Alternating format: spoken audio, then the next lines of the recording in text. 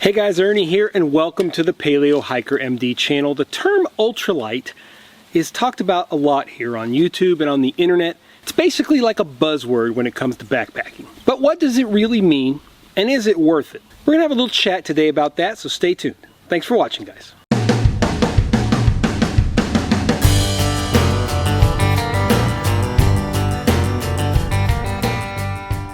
Now technically many would say that to be ultralight your base weight has to be less than 10 pounds.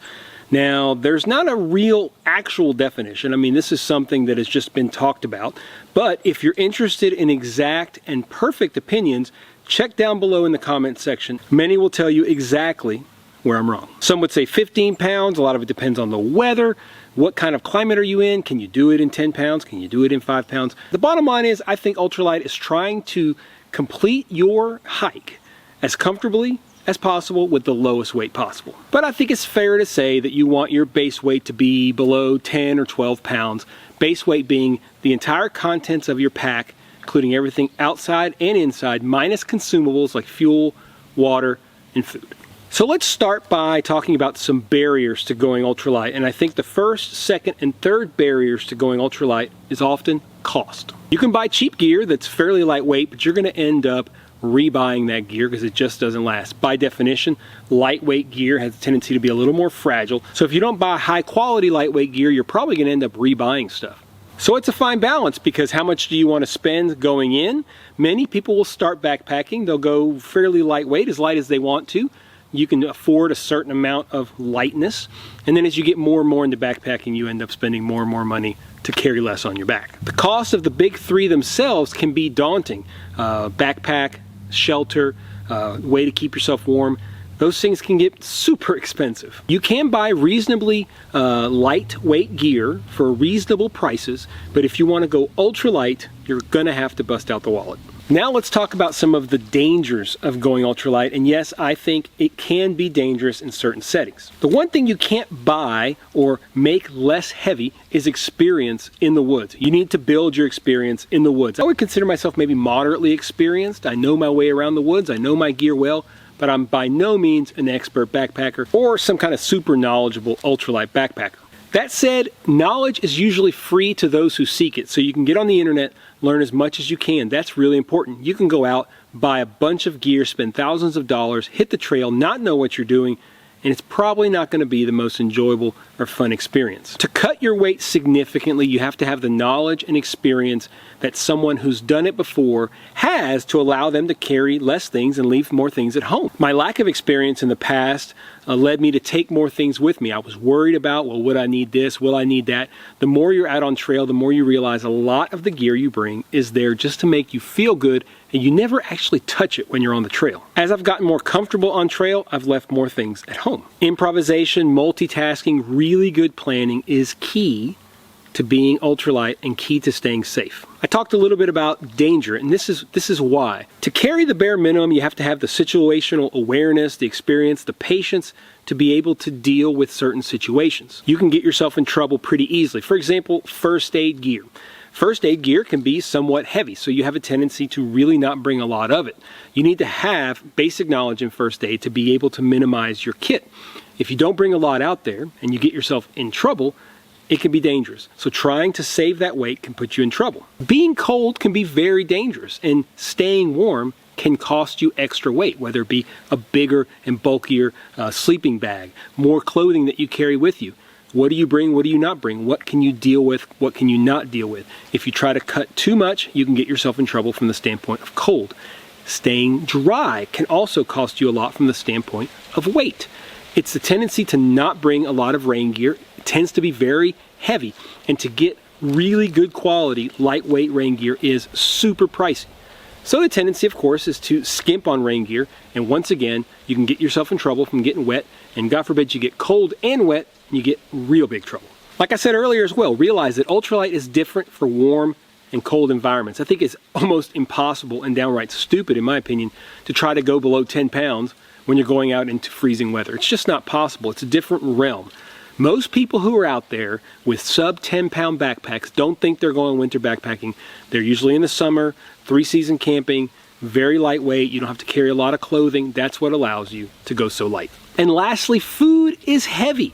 And we have a tendency to underpack, to underestimate the amount of calories you need on trail. I've done this more than once. Now, normally on a 1 or 2 night trip, you're probably going to be okay. But if you head out on a longer trek and you underestimate how much food you carry, or you just don't want to carry as much because you're worried about the weight, you're going to get yourself in trouble. And again, it can be dangerous. One last thing, don't underestimate the importance of managing your consumables. Water is heavy. Ask me how I know. I recently had a trip. You guys can check it out here on the channel. And I had a hard time managing my water. I ran out of water. I was on a long uphill stretch and I really struggled. And it was a big problem and it could have turned out really bad, but it didn't, thankfully.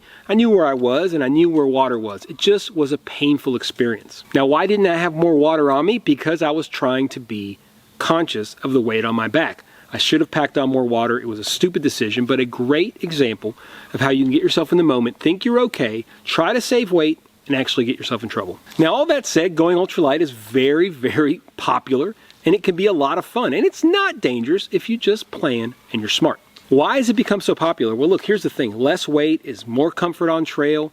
It's less wear and tear on your body, and as I get older, that is a big deal. And to me, it's just overall a more enjoyable experience. It's a more simplistic way of looking at things. You carry less on your back. You're more dependent on your skills. You're more dependent on what you can improvise if you want something out there.